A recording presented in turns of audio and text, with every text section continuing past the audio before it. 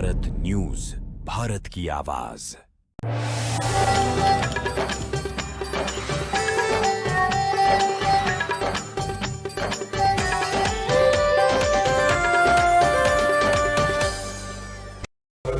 नमस्कार, बहुत बहुत स्वागत है आपका महारो हड़ौती महारो मालवा में। और आइए करते हैं खबरों की ओर रुख। आज धनतेरस के मौके पर पीएम नरेंद्र मोदी ने मध्य प्रदेश को खास तोहफा दिया। मध्य प्रदेश में 3 मेडिकल कॉलेज समेत 5 नर्सिंग कॉलेज का वर्चुअली लोकार्पण और भूमि पूजन किया गया। मध्य प्रदेश के मुख्यमंत्री डॉक्टर मोहन यादव ने मंदसौर में आयोजित मुख्य समारोह में भागीदारी की।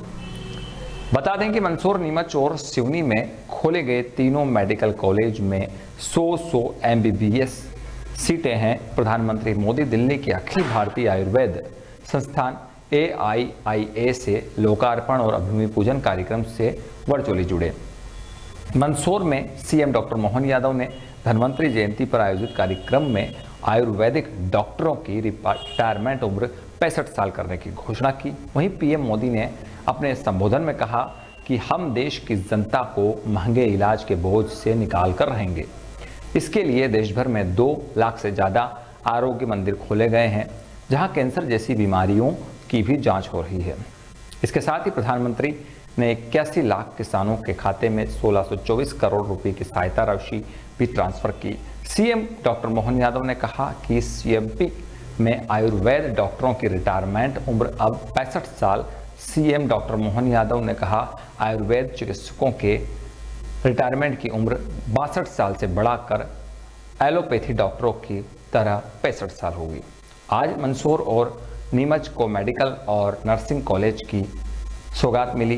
512 आयुर्वेदिक चिकित्सकों की आज नियुक्ति की है। 11 आयुर्वेदिक मेडिकल कॉलेज खुलने वाले हैं।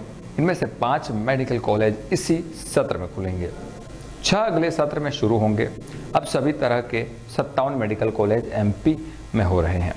इस कार्यक्रम के पश्चात सीएम ने मंदसौर में नवनिर्मित राजपूत समाज छात्रावास के भवन का उद्घाटन भी किया।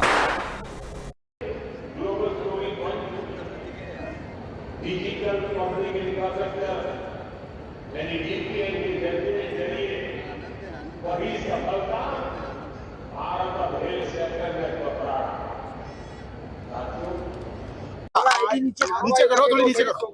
मिली है, क्या कहेंगे दीपावली के अवसर पर? धन्वंतरी जयंती के अवसर पर मंदसौर, नीमच, सिवनी में मेडिकल कॉलेज का लोकार्पण, नर्सिंग कॉलेज का लोकार्पण और बहुत सारे ढेरों सौगात यशस्वी प्रधानमंत्री श्रीमान नरेंद्र मोदी जी के साथ मुझे यहाँ मिली। मध्य प्रदेश में हमारा शिक्षा विभाग और पूरा प्रदेश आज गौरवान्वित हो रहा सच्चे अर्थों में, जब धन्वंतरी जयंती के अवसर ही हमने आयुष डिपार्टमेंट के 512 आयुर्वेदिक चिकित्सकों का भी आज नियुक्ति पत्र दिया है। हमारे किसान सम्मान निधि लगभग 81 लाख किसानों को 1625 करोड़ की राशि से किसान सम्मान निधि भी दी है। सच्चे अर्थों में वर्तमान के समय में जैसा समय चल रहा है, सरकार सभी विभागों को समुचित रूप से विकास के टारगेट दे करके और खास करके हमारे त्योहार जिनमें कोई न कोई संस्कार और कोई संकेत छिपा हुआ है। अब धन्वंतरी जयंती के अवसर पर हम चिकित्सा की सेवा का लोकार्पण करते हैं तो हम प्राचीन जड़ों से भी जुड़ते हैं, संस्कृति से भी जुड़ते हैं। मेरी अपनी ओर से ये सारी सेवाओं की बधाई। और आने वाले समय में मेडिकल कॉलेज एक नया रिकॉर्ड बनाएगा। मंदसौर सहित हमारे अपने सारे क्षेत्र में आज यहाँ पद्मावती हॉस्टल का भी लोकार्पण किया है। मेरी अपनी ओर से जल है तो जीवन है, जीवन है तो कल है। नदियां हमारी जीवन रेखा है, इसे नहीं बचाया गया तो हमारा धन और संपत्ति भी काम नहीं आएगी। पानी के लिए हमें जल युद्ध करना पड़ेगा। यह संदेश देते हुए पर्यावरण संरक्षण के लिए पदयात्रा कर रहे पर्यावरणविद इटावा उत्तर प्रदेश के रोबिन सिंह परिहार ने कल रात्रि गायत्री शक्तिपीठ चौमेला पर गोष्ठी में यह बात बताई। साथ ही रोबिन सिंह ने बताया कि देश की सबसे स्वच्छ नदियों में शामिल मां चंबल नदी एक स्वच्छ नदी है। इसी तर्ज पर देश की अन्य नदियां एवं जल स्रोतों को प्रदूषण मुक्त करने की आवश्यकता है। देश में नदियों, तालाबों, झीलों आदि जल स्रोतों पर अतिक्रमण करने पर रोक लगाने पर गंभीरता से विचार करना होगा, नहीं तो भविष्य में जल संकट का सामना करना पड़ सकता है।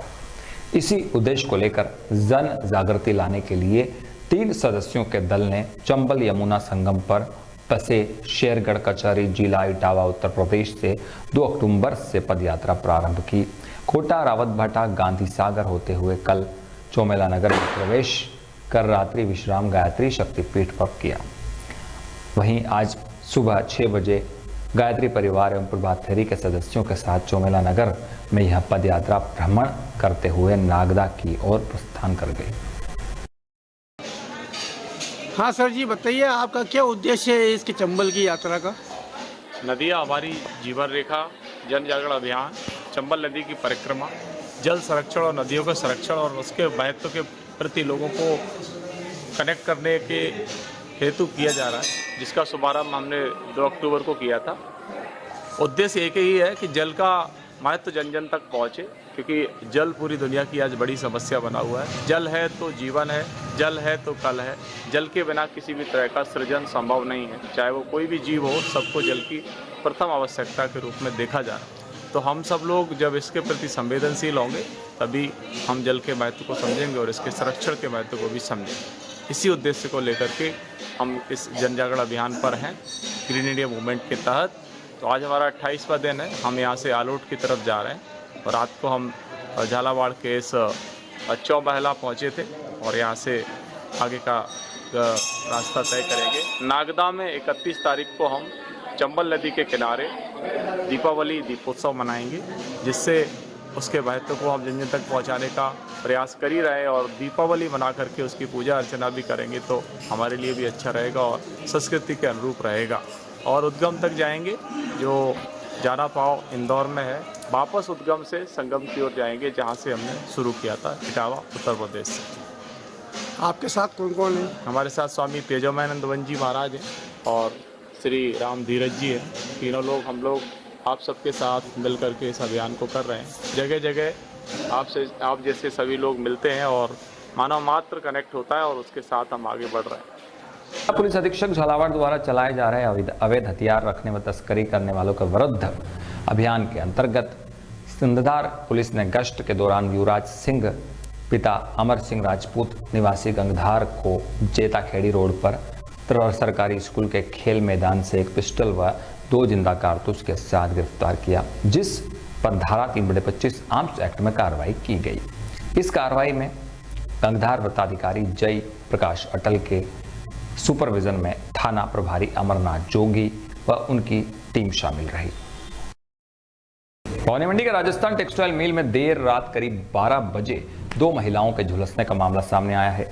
बताया गया है कि दोनों महिलाओं को इलाज के लिए एक निजी अस्पताल लाया गया, जहां से उनके प्राथमिक उपचार के बाद उन्हें कोटा रेफर कर दिया गया। पुलिस ने बताया कि रात करीब 12 बजे टेक्सटाइल मिल भवानी मंडी की यूनिट नंबर 7 में मिक्सिंग का कार्य चल रहा था, तभी अचानक हीट की वजह से आग लग गई, जिसके चलते 2 महिलाएं रामठी निवासी पूनम 38 वर्ष व भीमनगर निवासी सुषमा 40 वर्ष झुलस गई, जिन्हें वहां कार्य करने वाले वर्करों ने सुरक्षित बाहर निकाला। वहीं मौके पर दमकल ने पहुंच के आग पर काबू पाया। मिल कार्यकारी अधिकारी ने बताया कि दोनों महिलाएं सुरक्षित है।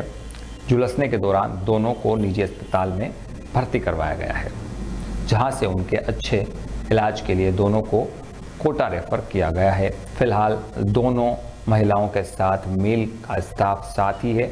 वहीं पुलिस ने बताया कि फिलहाल मौका मुआयना कर मामले की जांच की जा रही है। तो ये थी अब तक की खबरें। आगे बने रहिए अतुल्य भारत न्यूज के साथ।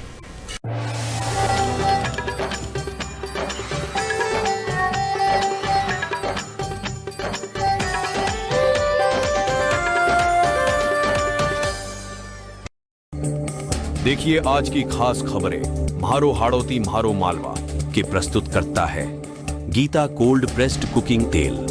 अब खाने में लाए मां के हाथ का स्वाद। गीता कोल्ड प्रेस्ड कच्ची घानी तेल की हर बूंद में 100% शुद्धता। Diamond nursing and paramedical college, GNAM, BSc nursing, DMLT, BMLT, panchakarma आदि कोर्सेज की सुविधा। Shri Sainath nursing and paramedical college और मल्टी स्पेशलिटी हॉस्पिटल, चिकित्सा सुविधा के साथ नर्सिंग कॉलेज भी। महादेव कचौरी एंड स्वीट्स, पता गर्ल्स स्कूल चौराहा, भवानी मंडी, कठी कचौरी स्पेशल।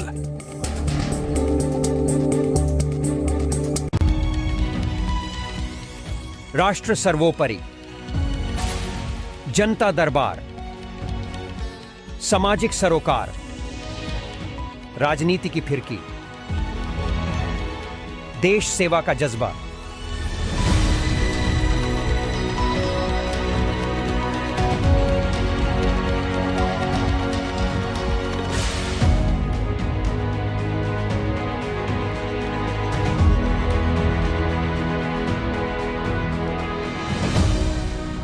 बदलते भारत के साथ अतुल्य